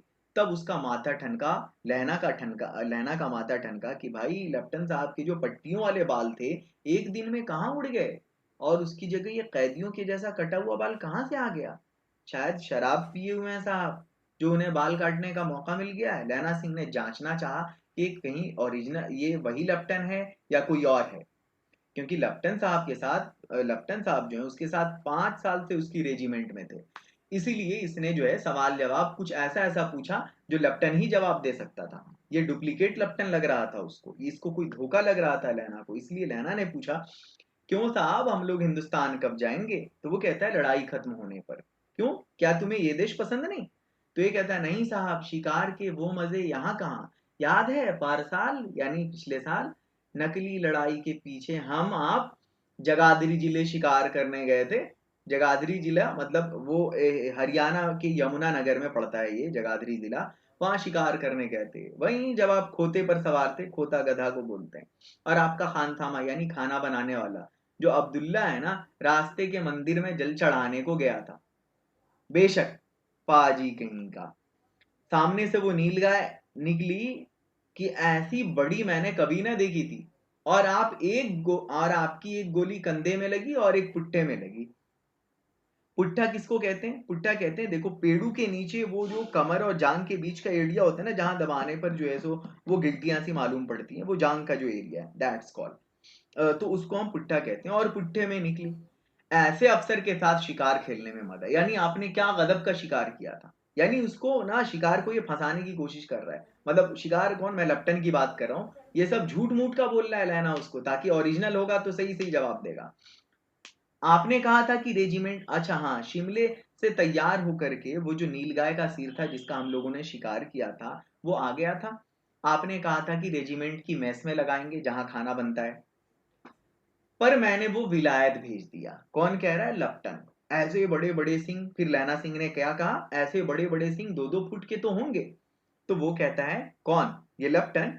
हाँ लहना सिंह 2-4 फुट, 2 फुट 4 इंच के थे। अब ये कुछ ज्यादा स्मार्ट बनने की कोशिश कर रहा था लप्टन। तुमने सिगरेट नहीं पिया? अब देखो यहाँ पर, पीता हूँ साहब, दिया सलाई ले आता हूँ। जैसे ही ये दिया सलाई लेने थोड़ी ना गया था, ये तो इंतजाम करने गया था। इसको शक हो गया कि ये गलत लपटन है।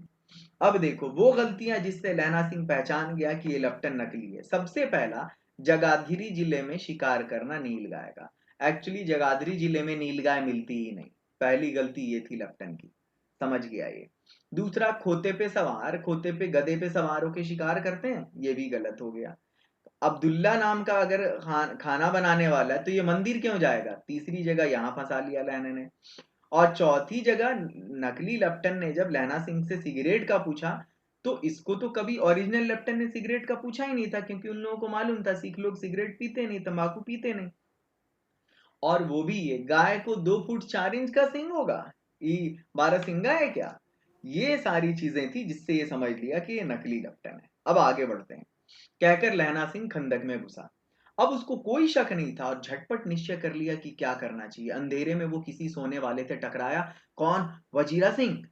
वजीरा सिंह कहता है, हाँ क्यों लहना, क्या कयामत आ गई, जरा आंख तो लगने दी होती। अब चौथा सीन देखो, यहां से शुरू होती है लड़ाई। कहता होश में आओ, कयामत आई है, और लेफ्टन साहब की वर्दी पहन कर ये कयामत आई है। लेफ्टन साहब या तो मारे गए या कैद हो गए, क्योंकि जो वर्दी पहन के आया वो जो है ना, कोई जर्मन है, और लगता है लेफ्टन साहब को मार के उसी की वर्दी पहन के आ गया ये। और हमारे इस फौजी के साथ, मतलब इस चौकी के सारे फौजियों को फौजी अब मर जाएंगे। सूबेदार ने इसका जो है ना मुंह नहीं देखा था। मैंने देखा और मैंने बातें भी की। सूबेदार तो इसी को ओरिजिनल लेफ्टन समझ लिया और वो निकल गए चौकी से सारे के सारे। सौरा साफ उर्दू बोलता है, सौरा यानी ये जो ससुरा है, साफ उर्दू बोलता है, पर किताबी उर्दू बोलता है। मुझे सिगरेट पीने को दिया है। तो अब क्या करें? अरे अब मारे गए, धोखा है। सूबेदार कीचड़ में चक्कर काटते फिरेंगे और यहाँ खाई पर धावा होगा। खाई पर हम लोग जो यहाँ हैं, और उधर उनका इंतजाम खुले में कर दिया, वहां खुले में उन पर धावा होगा। उठो, एक काम करो, पलटन के पैरों के निशान देखते देखते एकदम दौड़े जाओ कि ये जो पलटन है कहाँ गई है। लपटन नहीं, लपटन तो अंग्रेज अफसर हुआ, पलटन ये जो टुकड़ी जो है ना, मतलब वो फौजियों की जो टुकड़ी, उसको पलटन बोलते हैं। पलटन के पैरों का निशान देखते देखते जाओ कि ये लोग कहाँ तक पहुंचे हैं अभी सूबेदार के साथ। अभी बहुत दूर ना गए होंगे। सूबेदार से कहो कि एकदम लौट आए, खंदक की बात बिल्कुल झूठी है, चले आओ, खंदक के पीछे से निकल जाओ, एकदम चुपचाप निकलो, ऐसा कि पत्ता भी नहीं खड़के, और जरा भी देर मत करो। तो वजीरा सिंह कहता है, हुक्म तो यही है कि यही। फौरन जमादार जो है वो अपने लहना सिंह अपने रोब में आ जाता है बिल्कुल, और कहता है ऐसी तैसी हुक्म की। अरे मेरा हुक्म, जमादार लहना सिंह जो इस वक्त यहाँ सबसे बड़ा अफसर है, ये उसका हुक्म है। मैं लेफ्टन साहब की खबर लेता हूँ, ये जो झूठा साला बन के आया है अंग्रेज अफसर, अभी मैं इसकी खबर लेता हूँ। पर यहाँ तो तुम 8 ही हो। कौन कह रहा? वजीरा सिंह। और मुझे तुम भेज रहे हो? तो ये कहता 8 नहीं 10 लाख, एक एक अकालिया सिख 1.25 लाख के बराबर होता है, तो 1.25 लाख गुने 8 बराबर 10 लाख।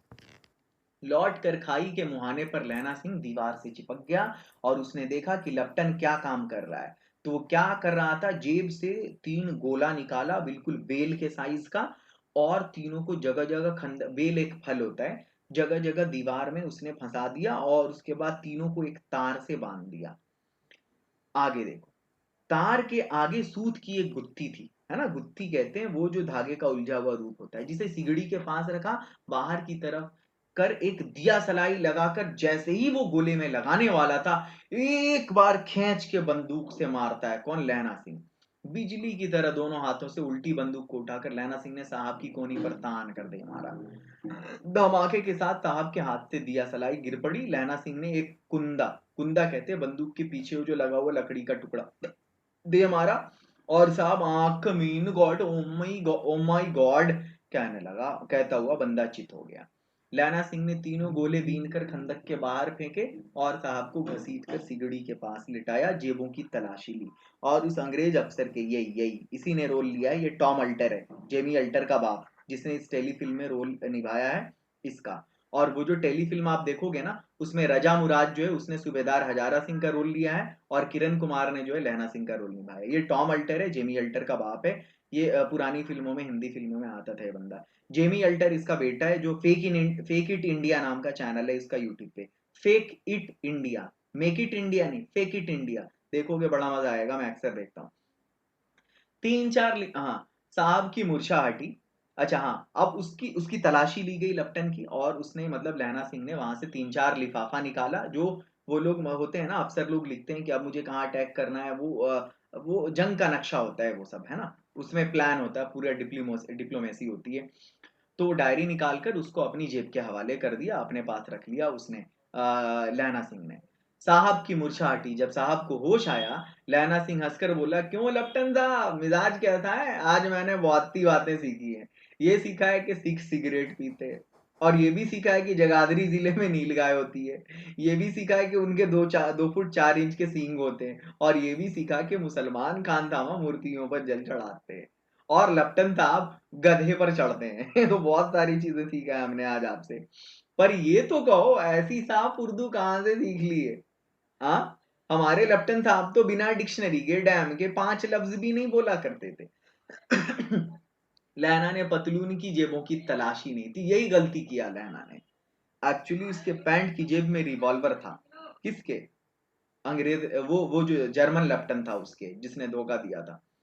साहब ने मानो जाड़े से बचने के लिए दोनों हाथ जेबों में डाले। कौन सा? वही जो जर्मन का जो अफसर था।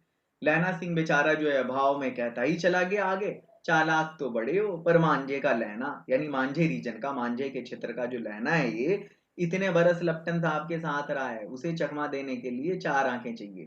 अभी यही कोई 3 महीने हुए, एक तुर्की मौलवी था, हमारे गांव में आया था। औरतों को बच्चे होने की तावीज बांटता था, तावीज गले में लटकाते, और बच्चों को दवाई देता था। चौधरी के बड़ के नीचे, यानी बनियान के पेड़ के, वो बरगद के पेड़ के नीचे मंजा बिछाकर, मंजा कहते हैं पंजाबी भाषा में खटिया को, हुक्का पीता था और कहता था, जर्मनी वाले बड़े पंडित हैं, वेद पढ़ पढ़कर उनमें उसमें से विमान चलाने की विद्या जान गए हैं, और वो लोग गौ को नहीं मारते। कौन? जर्मनी के लोग। यानी जर्मनी के फेवर में जो है बात करता था तुर्की मौलवी, क्योंकि तुर्की जर्मनी तो साथ थे ना प्रथम विश्व युद्ध में। तो तुर्की का जो मौलवी आया था भारत में, वो इसी तरह की स्टोरी सुना रहा था, जर्मनी के फेवर में हिंदू इंडियन लोगों को कर रहा था, और तुर्की के फेवर में कर रहा था। हिंदुस्तान में आ जाएंगे तो गौ हत्या बंद कर देंगे। कौन? जर्मनी के लोग। मंडी के बनियों को भी बहकाता था कि डाक खाने से रुपये निकाल लो, सरकार का राज जाने वाला है। कौन? अभी जो गवर्नमेंट है अंग्रेज की। डाक बाबू जो पोल्हू राम था, पोल्हू राम डाक बाबू का नाम है, ये भी बेचारा डर गया था। मुझे उसकी सारी चाल समझ में आ गई। मैंने मुल्ले की दाढ़ी मोड़ दी, मुल्ले जी की, और गांव से बाहर निकाल कर कहा, खबरदार जब मेरे गांव में पैर रखा तो। ये अपने भाव में बोलता हुआ चला गया। तभी जो है उसने जेब में हाथ डाला, पिस्तौल धीरे धीरे निकाला। किसने? जर्मन लेफ्टिनेंट ने, और सीधा एक गोली लहना की जांघ में मार दिया। इधर लहना की हैनरी मार्टिनी यही बंदूक है, देखो इस बंदूक को हैनरी मार्टिनी कहते हैं। इसके 2 फायरों ने साहब की कपाल क्रिया कर दी। कपाल क्रिया यानी काम तमाम कर दिया। धड़ाका सुनकर सब दौड़े आए। हालांकि कपाल क्रिया होता है जब जलाते हैं हिंदू धर्म में, तो वो शमशान पे वो जो कपाल होता है ना, जो बचा हुआ होता है, उसको भी पूरी तरह से जला दिया जाता है। उसमें भी घी वगैरह डाल करके बिल्कुल उसका अंश नहीं रहने दिया जाता, कपाल तक को खत्म कर दिया जाता है। इसी को कपाल क्रिया कहते हैं। एक एक वर्ड पे रिसर्च है मेरी जान। मैंने 24 घंटा ऐसी मजाक नहीं किया है। आप इसको पढ़ो और दिल पे हाथ रख करके बोलो कि क्या पूरे यूट्यूब पर, पूरे भारत में, बिहार तो छोटी सी चीज है, पूरे भारत में ऐसा लेक्चर आपको नहीं मिलेगा, ना तो ऐसा प्रेजेंटेशन मिलेगा। क्वालिटी हो है इस कंटेंट की, और इतनी कम फीस में कि 5,000 इंग्लिश और 5,000 हिंदी की फीस भी अगर लूं मैं तो कम पड़ जाए, जबकि मैं सिर्फ इतने कम फीस में दोनों सब्जेक्ट पढ़ा रहा हूं। बोधा चिल्लाया, क्या है? लैना सिंह ने उसे तो ये लैना, अच्छा बोधा वहीं पे लेटा हुआ था, जब ये सब धमाका सुना तो बोला, क्या है? लहना सिंह ने उसे ये कहकर सुला दिया कि अरे खड़का हुआ, यानी जो है भागा हुआ कोई कुत्ता आया था, मार दिया, और औरों से सवाल कह दिया कि भाई असल में क्या हुआ है। सारे लोग बंदूक लेकर तैयार हो गए। लैना ने साफा यानी पगड़ी फाड़कर घाव के दोनों तरफ पट्टियां बांधी।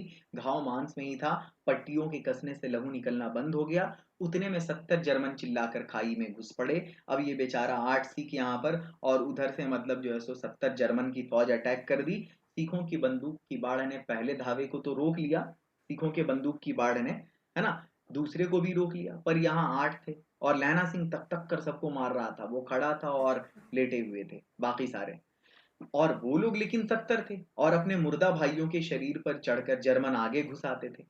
थोड़े मिनटों में वे बस सबको साफ करने वाले थे।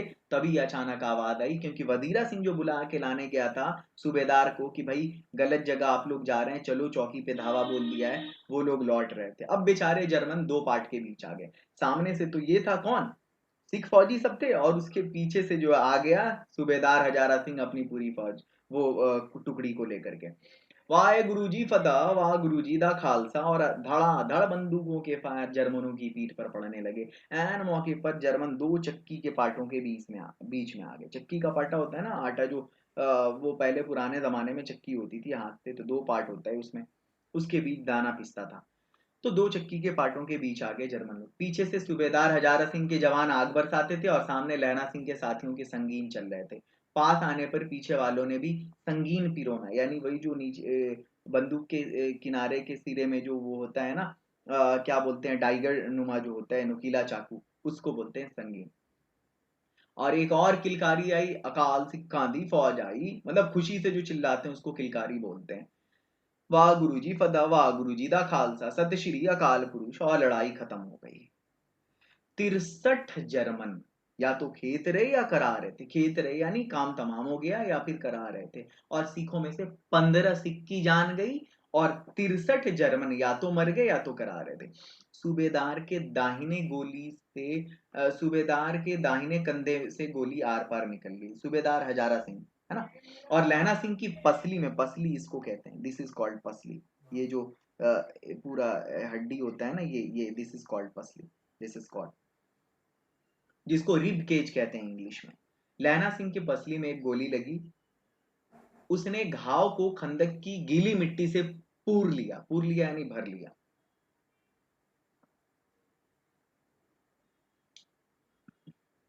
उसने घाव को खंदक की गीली मिट्टी से, खंदक में जो गीली मिट्टी थी, घाव को उस मिट्टी से भरा लैना सिंह ने, और बाकी का जो साफा है कसकर कमरबंद की तरह लपेट लिया।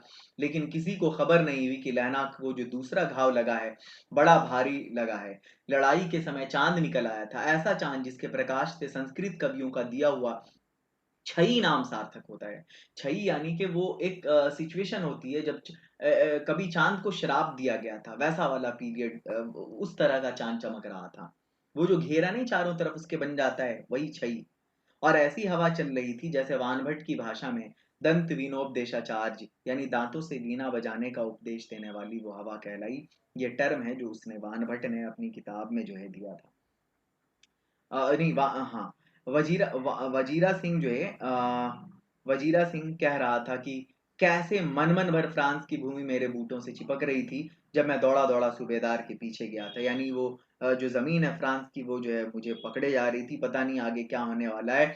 सूबेदार लैना सिंह से सारा हाल सुनकर, अब सूबेदार ने जो है जब लैना सिंह से सारा हाल सुना कि इस चौकी पे आपके जाने के बाद क्या क्या सब हुआ है, और वो जो कागजात जो दे दिए लहना सिंह ने सूबेदार को कि भाई लीजिए ये सीक्रेट जो है इन लोगों का हमारे पास हाथ लग गया है, उसकी तुरंत बुद्धि को सराह रहे थे वो लोग। क्या जबरदस्त इसका जो मतलब इंटेलिजेंस है।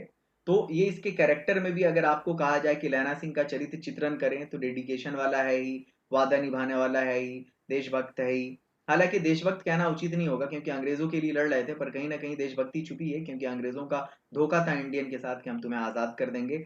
ये सब चीजें, प्रेम है ना, शुद्ध प्रेम है, बचपन के से में प्रेमी से किया गया वादा निभाना है, ये सारी खूबी है। उसके साथ ये भी है कि वो बहुत बहादुर भी है और इंटेलिजेंट भी है, कि तू ना होता तो आज सारे के सारे मारे जाते। इस लड़ाई की आवाज 3 मील दाहिनी ओर खाई वालों ने सुन ली थी। उन्होंने पीछे टेलीफोन कर दिया। वहां झटपट 2 डॉक्टर और 2 बीमार ढोने वाली गाड़ियां आई और 1.5 घंटे के अंदर आ पहुंची। फील्ड अस्पताल नजदीक था। फील्ड हॉस्पिटल मिलिट्री लोगों का, फौजी लोगों का टेम्पोररी हॉस्पिटल होता है। टेम्परेरी कहीं पर बना हुआ होता है, फिर वो जंग खत्म होती ही उसका काम हो जाता है। सुबह होते होते वहां पहुंच जाएंगे फील्ड अस्पताल में। इसलिए मामूली पट्टी बांधकर एक गाड़ी में घायल लिटाए गए और दूसरी में लाशें रखी गई। सूबेदार ने लहना सिंह की जांग में पट्टी बंधवानी चाहिए। सूबेदार ने लहना सिंह से कहा कि जांग में पट्टी बांध लो, पर उसने ये कहकर टाल दिया कि थोड़ा घाव है, सवेरे देखा जाएगा। बोधा सिंह ज्वर में, यानी ज्वर कहते हैं, बुखार में बर्रा रहा था। वो गाड़ी में लिटाया गया। लहना को छोड़कर सूबेदार जाते ही नहीं थे। सूबेदार कह रहे थे, नहीं लहना, तुम भी साथ चलो। तो ये देख लैना ने कहा, तुम्हें बोधा की कसम है, अपने बेटे की कसम है सूबेदार, आप जाओ। सूबेदारनी की सौगंध है आपको कि आप जाओ, इस गाड़ी में न चले जाओ। मतलब आपको ये सौगंध है कि आप इस गाड़ी में नहीं गए तो। और तुम? सूबेदार पूछता है लैना से, क्योंकि सूबेदार को भी लैना से बहुत प्यार था। तो मेरे लिए वहां पहुंचकर गाड़ी भेज देना, और जर्मन मुर्दों के लिए भी गाड़ी आ रही होगी ना। मेरा हाल बुरा नहीं है, तुम जाओ ना, देखते नहीं मैं खड़ा हुआ हूं, और वजीरा भी मेरे पास है। बोधा गाड़ी पर लेट गया। बोधा गाड़ी पर लेट गया, भला आप भी चढ़ जाओ। सुनिए तो, ये बोधा को फिक्र इसको अभी भी हो रही है, और ये कह रहा है कि सूबेदारनी होरा को, होरा मतलब कुछ और मत समझ जाना, मतलब ये आदर सूचक शब्द है स्त्री के लिए, है ना, औरत के लिए यूज करते हैं। मतलब वो प्रेम या मोहब्बत, वो उसमें रिस्पेक्ट में। उनको चिट्ठी लिखना तो मेरा मत्था टेकना भी लिख देना कि सूबेदार ने भी सलाम बोला है। और जब घर जाओ तो कह देना कि उसने जो मुझसे कहा था वो मैंने कर दिया। कौन? सूबेदारनी जी ने जो मुझसे कहा था। गाड़ियां चल पड़ी। सूबेदार ने चढ़ते चढ़ते लहना का हाथ पकड़कर कहा, तूने मेरे और बोधा के प्राण बचाए हैं। सूबेदार लहना से बोलता है, लिखना कैसा, अरे साथ ही घर चलेंगे, अपनी सूबेदारनी को तू ही कह देना। वैसे उसने क्या कहा था? आप जब गाड़ी पर चढ़ जाओ, मैंने जो कहा है वो लिख देना और कह भी देना। गाड़ी के जाते ही लहना लेट गया। वजीरा, पानी पिला दे, मेरा कमरबंद खोल दे, तर हो रहा है। अब लहना सिंह का बुरा हाल है, बहुत गहरा जख्म था, मरने वाला था। अब देखो, होता ये कि जब इंसान मरने वाला होता है ना, तो पीछे उसको पास्ट याद आने लगता है, उसकी स्मृति जो है ना, उसको सामने उसके साफ हो जाती है ना, धुंधल का सारा छट जाता है, और सारे दृश्यों के रंग साफ हो जाते हैं। धुंध जो अंधेरा है वो सारा उन पर से हट जाता है। अब उसको याद आने लगता है कि वो 12 साल का है, अमृतसर में मामा के यहाँ आया हुआ है, दही वाले के यहाँ, सब्जी वाले के यहाँ, हर जगह उसको 8 साल की वो लड़की मिल रही है। और जब भी वो पूछता है तेरी सगाई हो गई, कुड़माई हो गई, धत कह के भाग जाती है। एक दिन वैसे ही पूछता है, वो कहती है हाँ कल हो गई, देखते नहीं रेशम के फूलों वाला सालू। सुनते ही लैना को बहुत दुख होता है, क्रोध होता है, लेकिन क्यों हुआ वो क्रोध? शायद उसके मन में कहीं प्यार पनप रहा था। याद आती है वजीरा, और दर्द भी बढ़ रहा होता है। वजीरा से कहता है, वजीरा पानी पिला दे। आज 25 साल के बाद लैना सिंह नंबर 77 राइफल्स में, जो रेजिमेंट है सिख रेजिमेंट, वहां जमादार हो गया है। 8 साल की कन्या का ध्यान ही नहीं रहा उसको। ना मालूम वो कभी मिली भी थी या नहीं, लेकिन 7 दिन की छुट्टी पर वो जो जमीन के मुकदमे की पैरवी करने के लिए अपने घर गया था, अपने चाचा के कहने पर, तो वहां रेजिमेंट के अफसर की चिट्ठी मिली कि फौज लाम पर जा रही है, यानी लड़ाई पे, मोर्चे पे जा रही है, फौरन चले आओ। तो ये वहां चाची और चचेरे भाई से मिलकर के जब लौट रहा होता है, तो सूबेदार हजारा सिंह की चिट्ठी मिलती है कि भाई हम भी जाएंगे और बोधा सिंह भी जाएगा, तुम जो है हमारे यहाँ आके मिलते हुए चले जाओ। उसने कहा था नाम क्यों पड़ा ये मैं बता रहा हूँ। तो वहां लड़ाई मोर्चे पर जाने से पहले सूबेदार हजारा सिंह के यहाँ जब ये आता है, लहना सिंह अपने चाची और चचेरे भाई से मिल करके, तो वहां पर जो है उसको वहां पे सीन कुछ इस तरह का क्रिएट होता है कि उसको फिर सूबेदार नहीं मिलती है, राइट। साथ चलेंगे। सूबेदार का गांव रास्ते में पड़ता था और सूबेदार उसे बहुत चाहता था। लहना सिंह सूबेदार के यहाँ पहुंचा। जब चलने लगे तो सूबेदार बेड़े में से निकल कर आया। बेड़ा कहते हैं आंगन को, बेड़ा कहते हैं आंगन को। बोला, लहना सूबेदारनी तुमको जानती है? क्योंकि सूबेदारनी ने जैसे ही देखा लहना को, अंदर से पहचान लिया सूबेदारनी ने। और हजारा सिंह कहता है, जा तुमको बुलाती है, मिला। लहना सिंह अंदर पहुंचता है तो सूबेदारनी मुझे जानती है कब से, अपने मन में उसके क्वेश्चन होता है। हालांकि वो सोचता है कि भाई रेजिमेंट के क्वार्टर में तो कभी सूबेदार के घर के लोग रहे ही नहीं। तब दरवाजे पर जाकर मत्था टेकना कहा, असीस सुनी। लहना सिंह चुप। मतलब इसको बिल्कुल समझ में नहीं आ रहा था। तभी जो है वो लड़की वहां पे आती है, वो लड़की नहीं बल्कि सूबेदारनी आती है और लैला सिंह को कहती है, मुझे पहचाना नहीं, तेरी कुड़माई हो गई, दत्त कल हो गई, देखते नहीं रेशमी बूटों वाला सालू। अमृतसर में भावों की टकराहट से मूर्छा खुली, करवट बदली पसली का गाँव। और तभी वो लड़की उसको याद दिलाती है कि देखो वो अमृतसर का जो सीन है, उसको ये सब यादें उसको आ रही होती है। लहना का दर्द और बढ़ रहा होता है, उससे मूर्छा बेहोशी उसकी जो है खत्म होती है, पसली का घाव बह निकलता है बेचारे के। वजीरा पानी पिला, उसने कहा था। सपना चल रहा है, सूबेदारनी कह रही है उसको, मैंने तेरे को आते ही पहचान लिया। एक काम कहती हूँ, मेरी तो किस्मत फूट गई, सरकार ने बहादुरी का खिताब दिया है। लायलपुर ये आजकल पाकिस्तान में पड़ता है, तीसरा सबसे बड़ा शहर है वहाँ का। वहाँ पंजाब उस टाइम, पाकिस्तान का जो पंजाब है वो भी इंडिया ही में था ना, ये 1915 की कहानी है। तो लायलपुर ने सरकार ने जमीन भी दे दी है, आज नमक हलाली का मौका आया। पर सरकार ने हम तीमियों की घगरिया पलटन क्यों ना बना दी, तीमियों यानी औरतों की, हम लोगों की भी फौज बना देता। तब मैं भी जो है, और घगरिया किसको बोलते हैं, स्कॉटलैंड देश के जो पहाड़ी लोग होते हैं, गोरे लोग, तो उनकी सेना, गोरों की सेना पहनावा कमर से घुटने तक लहंगों की तरह होती है, उसी को घगरिया बोला जाता है। तो ये बोलती है, हम तीमियों की घगरिया पलटन क्यों नहीं बना दी, मैं भी सूबेदार जी के साथ होती। एक बेटा है फौज में भर्ती हुए, एक ही वर्ष हुआ, उसके पीछे चार और बेटे, चार और हुए, एक भी नहीं जिया। सूबेदार नहीं, रोने लगी। अब दोनों जाते हैं, यानी ये दोनों जा रहे हैं फिर से, अब लड़ाई पे जा रहे हैं, सूबेदार हजारा सिंह और मेरा बेटा इकलौता बोधा सिंह। तुम्हें याद है एक दिन टांगे वाले का घोड़ा दही वाले की दुकान के पास बिगड़ गया था, और वो उस टांगे से मैं कुचलने ही वाली थी कि तुमने मेरी जान बचा ली थी, है ना। मैं घोड़े, और खुद तुम घोड़े के लात के पैरों के में चले गए थे और मुझे उठाकर दुकान के तख्त पर खड़ा कर दिया था। ऐसे ही इन दोनों को बचाना, मेरे हस्बैंड को भी, मेरे बेटे को भी। मेरी तुमसे ये भीक्षा है, मेरी, मैं, तुमने तब भी मुझ पर एहसान किया था, आज भी मुझ पर एहसान कर दो, ये मैं तुमसे भीख मांगती हूँ, अपना दुपट्टा पसार कर मैं तुम्हारे आगे आंचल पसारती हूँ। रोती रोती सूबेदारनी ओबरी में चली गई। अब ओबरी का सीन देखो, ये पंजाबी वर्ड है, अंदर का कमरा जहां बहुत हल्की मध्यम रोशनी आती है, अंधेरा होता है। लहना भी आंसू पोंछता हुआ बाहर आ गया, बचपन। वजीरा सिंह पानी पिला, फ्लैशबैक में ये सब कुछ चल रहा होता है। लहना का सिर अपनी गोद में रखे वजीरा सिंह बैठा हुआ है, और जब मांगता है, जब जब तब तब पानी पिला देता है वजीरा सिंह उसको। आधे घंटे तक लहना चुप रहा, फिर बोला, कौन, कीरत सिंह। यानी इसको शायद लगा कि ये मर रहा है अपने गांव में अपने चचेरे भाई के जांग पे। वो जो कहा था ना उसे, आम के पेड़ के, आम की बगियों में मरूंगा, अपने भाई के जांग पे मरूंगा, चचेरे भाई के। वजीरा को लगता है कि हाँ हाँ, इसको भाई वाली फीलिंग देनी चाहिए, चचेरे भाई वाली। तो ये कहता है, हाँ हाँ। वजीरा ने कुछ समझ कर कहा, हाँ हाँ। तो कहता भैया मुझे और ऊंचा कर ले, ये सीन देखो, यही सीन है, जांग पे इसके वजीरा के लहना पड़ा हुआ है। भाई मुझे और ऊंचा कर ले, अपने पट्ट पर यानी जांग पर मेरा सिर रख ले। वजीरा ने वैसा ही किया। हाँ अब ठीक है, पानी पिला दे, बस अब के हाड़ में, यानी अब की गर्मी में आम खूब फलेगा। चाचा भतीजा यानी तू कीरत सिंह और तेरा भतीजा ये जो बोधा सिंह है, वो दोनों ना बैठकर यही आम खाना। जितना बड़ा तेरा भतीजा है उतना ही बड़ा ही आम है, क्योंकि जिस महीने उसका जन्म हुआ था उसी महीने इस पेड़ को लगाया था। ये सीन होता है और वहीं पे उसकी डेथ हो जाती है। लहना सिंह का लहना सिंह मर जाता है। और थोड़े दिनों के बाद जब रेस्ट कर रहे हैं, कौन, वो मतलब सूबेदार हजारा सिंह, वहीं पर उसका बेटा बोधा सिंह है, वो अखबार लाता है। और मतलब लोग पीछे पड़ते हैं अखबारों में, और क्या पढ़ते हैं, फ्रांस और बेल्जियम 68वीं सूची, मतलब वो जो लड़ाई में जो लोग मारे गए हैं उनकी सूची निकलती है। मैदान में घावों से मरा नंबर 77 सिख राइफल्स, जमादार लहना सिंह। यहीं पर स्टोरी का द एंड हो जाता है।